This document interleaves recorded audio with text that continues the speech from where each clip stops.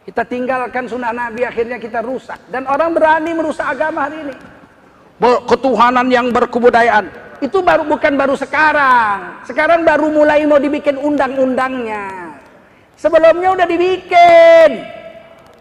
Baca Quran di Istana Negara pakai lagu Jawa. Udah dibikin. Subhanalladzi asra bi 'abdihi laila.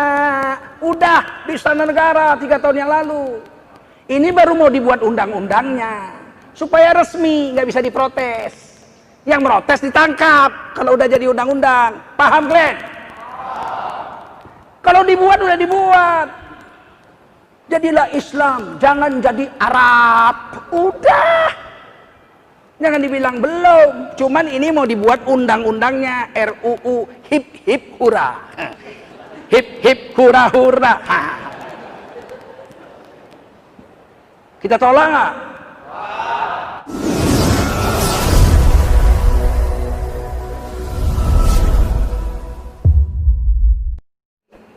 Hari ini orang makan berdiri bangganya bukan main.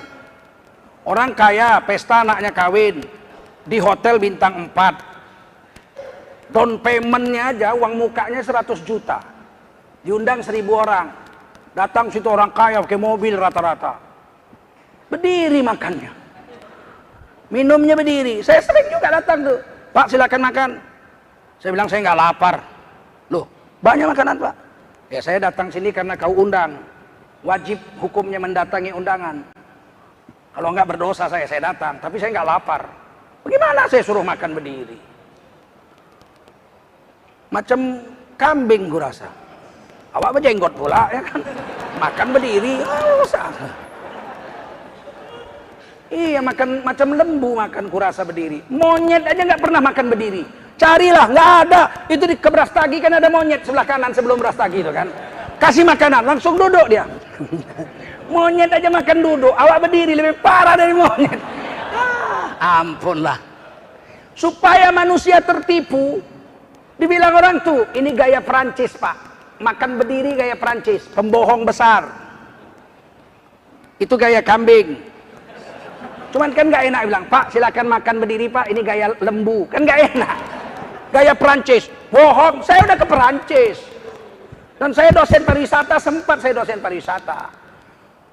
Salah satu suku bangsa yang paling menghormati makanan, selain orang Arab, orang Islam, orang Prancis. Prancis itu kalau mau makan malam, pakai jas, pakai dasi, mandi bersih-bersih. Walaupun seminggu sekali dia mandi, kalau dia mau makan malam dia mandi. Pakai jas, pakai dasi, pakai minyak wangi, taruhnya sapu tangan muncul sedikit begitu, pakai bunga mawar merah ya enggak. Perempuannya juga begitu harum. Udah itu apa? Mereka duduk menunggu makanan, makanan dimasak di sebelahnya. Itu cara Prancis itu. Dimasak, sheng, sheng, naik apinya, puff, tercium. Wah, itu gaya Prancis. Mana ada orang Prancis makan? Tapi kita ditipu. Dan kita nggak sadar gitu, kita campakkan Quran, kita campakkan hadis. Ini kan masalah kecil Pak, cuman masalah makan minum, bukannya haram. Kalau yang kecil aja kita tak mau buat Al-Quran dan Sunnah, jangan harap yang besar kita mau buat Al-Quran dan Sunnah. Paham? Oh yang ringan aja, cuman makan duduk, minum duduk aja nggak mau kok. Apalagi yang berat, mengeluarkan uang bela agama, mati dibunuh untuk membela agama, tak mungkin. Berkorban kecil aja untuk sesuatu yang kecil nggak mau orang Islam hari ini.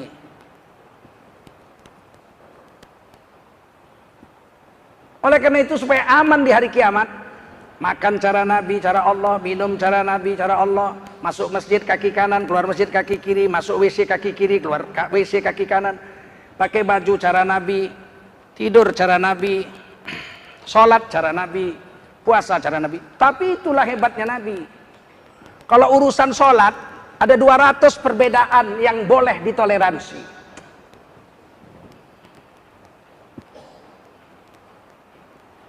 Kata Maulana Zakaria dalam Fadhail A'mal, 200 perbedaan sholat yang boleh ditoleransi karena ada dalil hadis-hadisnya.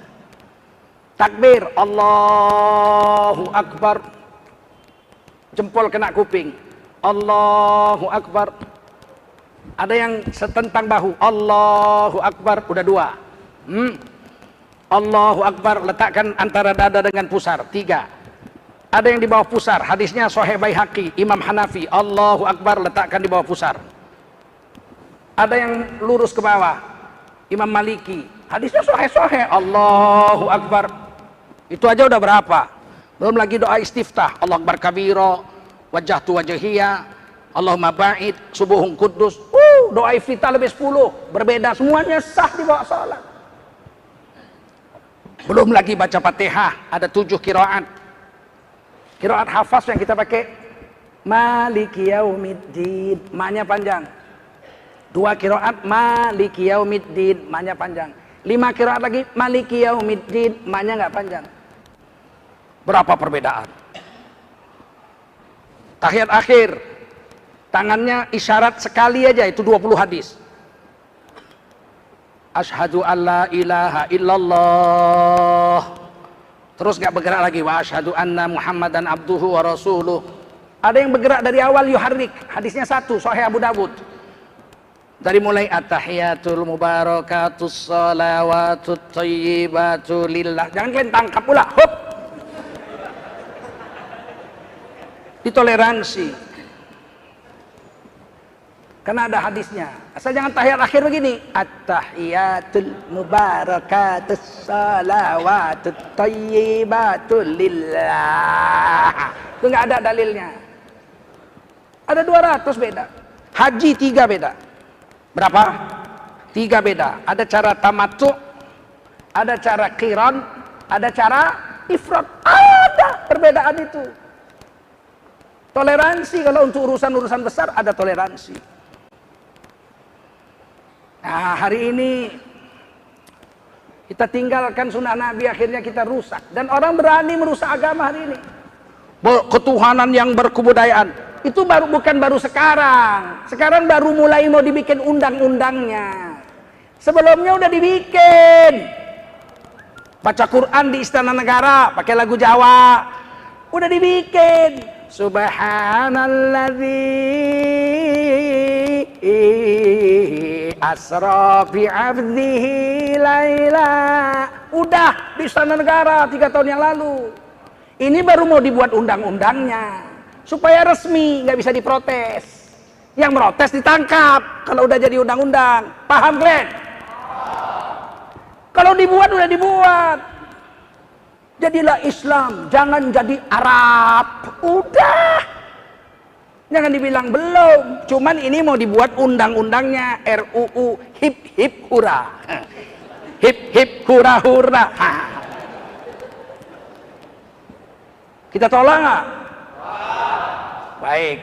Akhirnya saya pesan, hiduplah mulia cara Islam. Al-Islamu ya'lu wa la yu'la alaih. Islam tinggi, ada lebih tinggi dari Islam. Nabi datang ke dunia tidak bawa budaya. Huwallazi arsala rasulahu bil huda.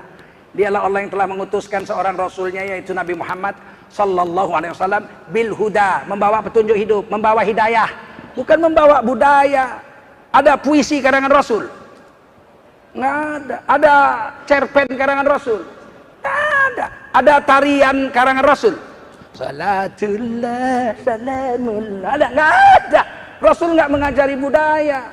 Rasul mengajari hidayah, petunjuk hidup. Bagaimana cara makan, bagaimana cara tidur, bagaimana cara sholat, bagaimana cara puasa, bagaimana cara bersedekah, bagaimana cara baca Quran, bagaimana cara zikir, bagaimana cara bayar zakat, bagaimana cara bercerai suami istri, bagaimana cara rujuk, bagaimana cara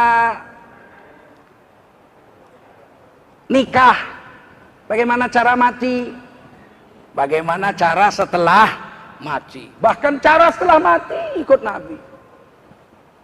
Mayat itu wajib dimandikan. Itu kan ikut Nabi. Jangan kalian pakai akal. Orang Islam mati, ada kawan saya dulu orang Keling, kawan lucu-lucuan dia. Orang Islam mati itu mayat bungkus macam lepat, bungkus macam lepat. Habis itu tanam, malaikat datang tanya marabuka, tak boleh jawab, malaikat pukul. Loh, kalau kamu, kita orang India lain, kita orang kalau mati bakar, tabu, abunya tabur laut, Malaikat tanya, marobuka, ombak bawa tengah. Malaikat datang ke tengah tanya, marobuka, ombak bawa pinggir.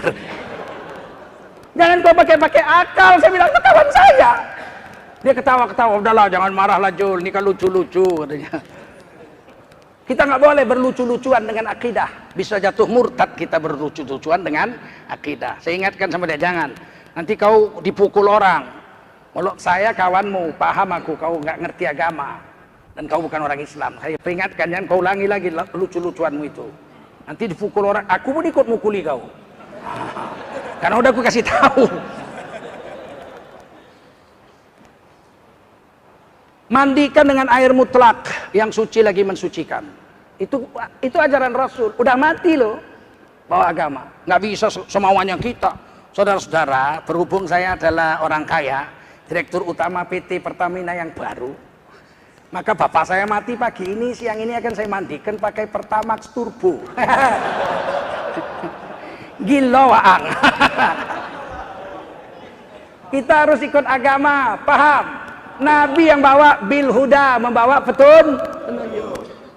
Wadinil haq, dan Nabi membawa agama yang paling betul, yaitu agama untuk apa? Petunjuk hidup untuk dijalani selama hidup kita sampai mati. Untuk apa agama yang paling betul? Untuk kita pedomani, kita amalkan, kita ajarkan, kita dakwahkan. Karena ayat itu untuk apa agama yang paling betul? Dijawab ayat itu, liyuzhirahu 'alad dini kulli, agar diperlihatkan kepada agama yang lain bahwa yang paling unggul adalah agama walau karihal musyrikun, walau penyembah banyak Tuhan benci kepadamu. Jadi harus ditanya gitu, jawab. Agama apa yang paling betul Pak Tengku Zulkarnain? Menurut saya agama yang paling betul adalah agama Islam. Jangan takut, Anda telah menghina agama kami. Kapan Anda bilang yang paling baik agama Islam? Betul, menurut saya begitu. Bagaimana dengan agama saya, agama Kristen? Agama kau tanya sama pendetamu. Jangan kau tanya sama aku, lakum dinukum. Kalau orang Kristen tanya sama pendeta Kristen, pasti jawabannya sama. Bapak pendeta, apa? Agama apa yang paling betul di dunia? Agama kita lah yang dibawa Tuhan Yesus Kristus. Agama Tengku Zulkarnain, bah, nggak betul itu. Saya pun nggak mau marah. Saya ucapkan lakum dinukum. Kita jangan mau diobok-obok. Semua agama sama saja. Kalau sama saja tukar-tukar kita besok. Saya udah diajak tuh kawan saya doktor sekuler. Dia bilang sama saya pluralis, semua agama sama, dia bilang. Semua agama sama. Ibaratnya ini laut, ini akhirat, ini dunia. Ada 5 sungai, ada 6 waktu itu 5.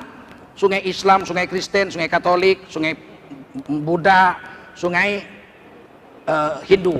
Sekarang tambah sungai Protestan, sungai Konghucu. Dulu 5. Ini semua sungai berbeda-beda, tapi semuanya mengarah ke laut, ke akhirat. Sampai di akhirat semuanya menjadi satu belaka, yaitu lautan. Hebat juga menipunya ini kan. Terus saya tanya, maksudmu apa ini? Maksud saya, kita semua agama sama baiknya. Nanti kalau udah sampai akhirat masuk surga semua. Oh, sama baiknya? Iya. Kalau begitu bagus nih, kita mau bulan puasa. Terus kita tukar agama, masuk Kristen. Biar apa? Ya biar nggak puasa.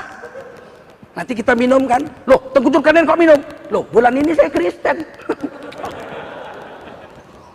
Nanti pas hari raya Cina kita datang hanya minum ciu le. Berdosa dok? Enggak, kan ada dewa mabuk ciusian yang ngasih pahala sama orang mabuk. Oh, maksudnya bukan begitu. Maksud kau bukan begitu gimana?